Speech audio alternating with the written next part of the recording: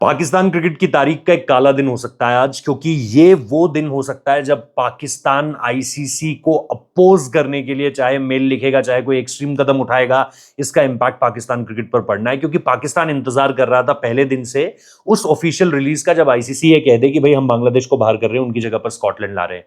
हर हाल में आज का वो दिन होगा जब आईसीसी ऑफिशियल रिलीज कर देगा इस बात को, और पाकिस्तान इसी का इंतजार कर रहा है। पाकिस्तान वर्सेस आईसीसी में मैं ये क्यों कह रहा हूं कि ये दिन काला दिन हो सकता है, ये एक ऐसा दिन हो सकता है जिसका अफसोस ही करेगा पाकिस्तान क्रिकेट ही नहीं, क्रिकेट बोर्ड ही नहीं, पाकिस्तान के खिलाड़ी भी नहीं, पाकिस्तान के फैंस भी नहीं, पाकिस्तान के मीडिया वाले भी, वो मीडिया वाले भी जो आज हिंदुस्तान के लिए अनाप शनाप कहते रहते हैं, जो एजेंडा चलाते हैं।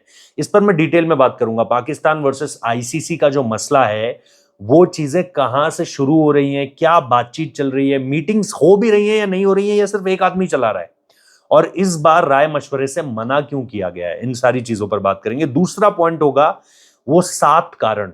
मुझे किसी ने बांग्लादेश से बताया, 7-8 पॉइंट्स बताए थे, मैंने लिखे हुए हैं यहां पर एक एक करके। बहुत गंदी हैंडराइटिंग है तो आपको बहुत ज्यादा कुछ समझ में नहीं आएगा, लेकिन ये 7 पॉइंट्स आपको ये बताएंगे कि पाकिस्तान ने बांग्लादेश को कहा तो ये ऊपर ऊपर से कि आपकी मदद करेंगे, हम करेंगे आपके लिए ये मुद्दा सॉल्व, लेकिन पाकिस्तान ने बांग्लादेश को बाहर का रास्ता दिखा दिया। इन 7 पॉइंट्स का जब मैं जिक्र करूंगा, आपको एक एक चीज बहुत अच्छे तरीके से समझ में आएगी कि पाकिस्तान कहता रहा हम करेंगे, हम मदद करेंगे, हम मदद करेंगे, लेकिन बाहर करता रहा, बाहर करता रहा, धक्का देता रहा, धक्का देता रहा, धक्का देता रहा।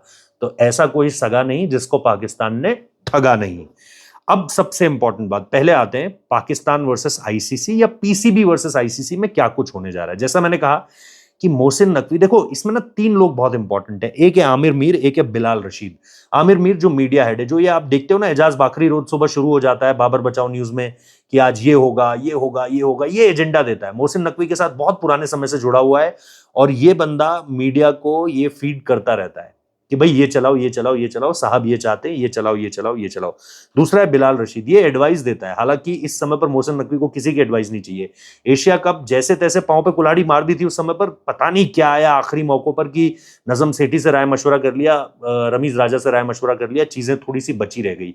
यहां पर अब लोग मुझे बता रहे हैं कि मीटिंग होती है, लेकिन होगा वही जो मोहसिन नकवी चाहेगा। और मोहसिन नकवी क्या चाहेगा, ये जानने के लिए आपको ये समझना पड़ेगा कि वो एक पॉलिटिशियन सबसे पहले है, और बहुत नीचे जाकर वो एक क्रिकेट एडमिनिस्ट्रेटर है। मतलब पहले पायदान पर, दूसरे, तीसरे, चौथे, 9वें पायदान तक वो एक पॉलिटिशियन ही है, 10वें पायदान पर जाकर एक क्रिकेट एडमिनिस्ट्रेटर की तरह वो शख्स सोचता है। ये समझना बहुत ज्यादा जरूरी है। तो जब आपकी आंखों में राजनीति और भारत विरोधी पट्टी बंधी हो ना, तो फिर आप ये नहीं सोचते कि पैसों का कितना नुकसान होगा, ये भी नहीं सोचते कि क्रिकेट की बेहतरी कैसे होगी, फैंस, क्रिकेटर्स, ब्रॉडकास्टर्स, इन सब के बारे में आप नहीं सोचते। आप सोचते हो मेरी सियासत कैसे चमक जाए, मेरा पॉलिटिकल करियर कैसे एलिवेट हो जाए, और वजीर आजम बनने के ख्वाब तो हैं ही। तो इन सारी चीजों के बीच अगर आप देखोगे तो पाकिस्तान वर्सेस आईसीसी आज एक इंपॉर्टेंट दिन है। अब आता हूं उन 7 पॉइंट्स पर जिसमें बांग्लादेश को पाकिस्तान ने ये तो कहा कि मदद कर रहे हैं, लेकिन मदद नहीं कर रहे थे, बाहर पुश कर रहे थे।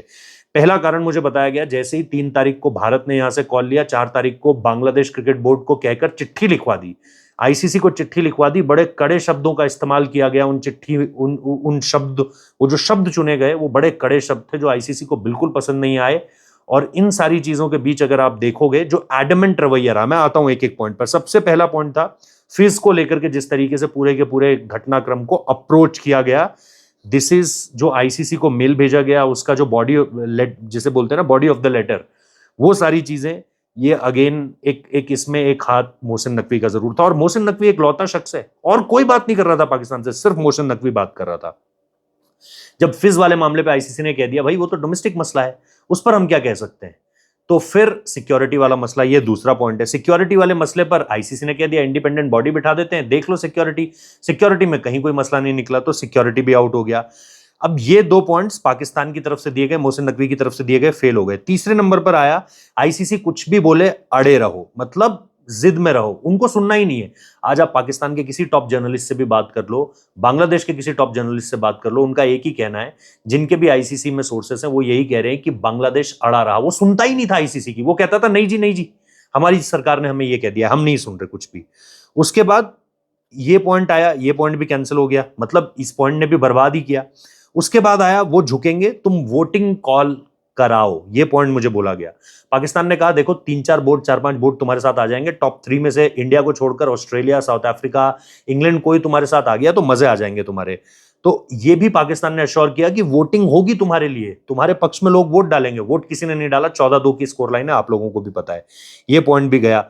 उसके बाद अगला मामला क्या था, ये जो डिस्प्यूट रेजोल्यूशन कमेटी, कितनी कॉमेडी करवाई। बांग्लादेश भी, मेरे को हंसी आती है बांग्लादेश पर भी कि भाई बांग्लादेश भी कम से कम एक बार वो आर्टिकल पढ़ लेता कि भाई कॉन्स्टिट्यूशन क्या कहता है। कॉन्स्टिट्यूशन सिंपल तौर पर यह कहता है कि ये जो डिस्प्यूट रेजोल्यूशन कमेटी है ये आईसीसी वाले मसलों को हैंडल नहीं करेगी, जिसपे आईसीसी ने ऑलरेडी एक हेयरिंग दे दी है, एक रिजल्ट दे दिया है, एक फैसला सुना दिया है, 14-2 से वोटिंग हो चुकी है। वहां पर तुम चाह रहे हो कि आईसीसी उस मामले पर फैसला ले, ये होना संभव नहीं है।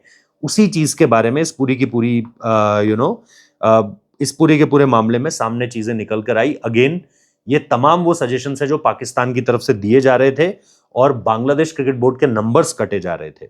उसके बाद अगर तुम देखोगे कि पॉलिटिकली जो चेंज है, पॉलिटिकली जो मामला है, उसको रखो, मतलब पॉलिटिकली। और पाकिस्तान ने बहुत सटल तरीके से किया, पॉलिटिकल विलनेस दिखाओ, पॉलिटिकली इन्वॉल्व रखो, ताकि आगे चलकर अगर आईसीसी किसी तरह की कोई कार्रवाई भी करती है तो जैसे ही ये पता चलेगा ना कि ये मामला पॉलिटिकली मोटिवेटेड था और यहां जो गवर्नमेंट है वो चला रही है पूरा का पूरा बीसीबी, तो फिर आपके ऊपर ऐसे सैंक्शंस लगेंगे जिससे बीपीएल तक खतरे में पड़ सकता है।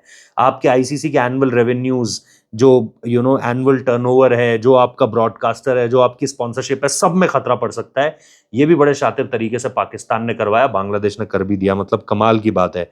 और उसके बाद जो छठा पॉइंट है कि आप ये आर्बिट्रेशन कोर्ट में जाइए और आप इस मामले पर तुले रहिए, मतलब अड़े रहिए इस मामले पर, बयान देते रहिए प्रेस कॉन्फ्रेंस में जाके। ये सारी चीजें पाकिस्तान ने करवाई, किससे करवाई? बांग्लादेश से। और बांग्लादेश सब कुछ आंख मूंद कर करता रहा। इसमें कुछ बड़ी बड़ी जो गलतियां थी वो उनकी अपनी भी थी, लेकिन वहां से मोहसिन नकवी ने भी कोई कोर कसर नहीं छोड़ी कि उधर अपना पॉलिटिकल एजेंडा भी सेट रखूंगा, अपनी जनता को ये दिखाता रहूंगा कि देखो इंडिया के अगेंस्ट बांग्लादेश है और दुश्मन का दुश्मन दोस्त हुआ, तो हम और पाकिस्तान दोस्त हैं।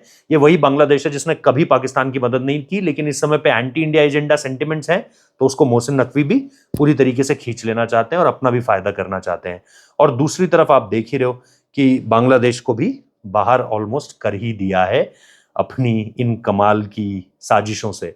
तो फिलहाल यही है मेरे पास, पूरी day to day updates, particularly R by R updates, क्या हो रहा है इसके लिए आप रेव स्पोर्ट्स देखते रहिए। लगातार आपको खबरें मिलती रहेंगी और हम पहले दिन से इस मुद्दे पर जुड़े हुए हैं। तो अगर आपको वो क्रोनोलॉजी भी देखनी है तो आप हमारे वीडियो सेक्शन में, रेव स्पोर्ट्स के वीडियो सेक्शन में चेक कर सकते हैं, वहां पर भी आपको सारी चीजें देखने को मिल जाएंगी। फिलहाल इस वीडियो को देखने के लिए बहुत बहुत शुक्रिया। Thank you so much.